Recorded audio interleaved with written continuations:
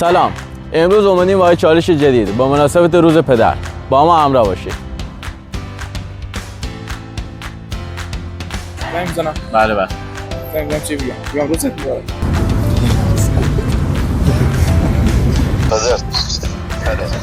هورمون خواهش میکنم بابا.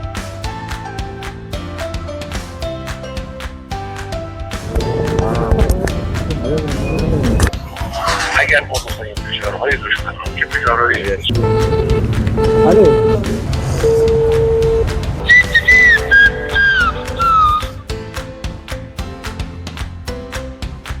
الو سلام بابا، خوبی؟ سلامتی سلامتی. باز زنگ زدن روز پدر بهت تبریک ارسانم. ممنون، تشکر بازم. سالم باشین. سلامت باشی، مرسی. تشکر. سلام، خوبی؟ خوبی با قربانه. بابا میخواستم روز پدر بشه تبریک بگم. سلامت باشی. روزت مبارک.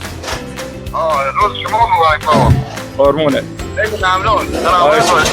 خداحافظ. شما روز خوبی داشته باشی بابا. خداحافظ. الو سلام بابا، حالت خوبه؟ خوب هستی؟ سلامت باشی.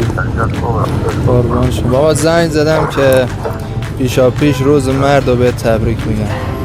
روز پدر رو تبریک میگم. سلامت باشی. انشالله که همیشه سایت مستدام باشه. زنده باشی. الو سلام پسر عزیزم. سلام بابا. سلام جانم. برای روز پدر پیشا پیش روزت مبارک.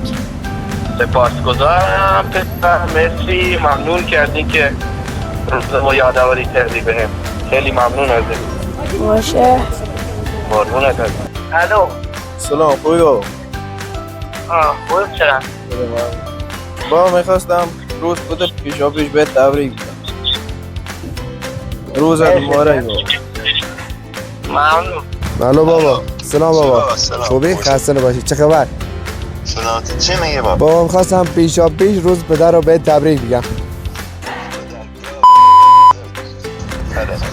هورمون خواهش میکنم بابا. سلامت باشی. زنده باشی. کاری نداری بابا. بابا روزی ما تبریک. جا؟ چه عجب دیگه بابا بیادت بودیم در روز سرم. باش بسرم.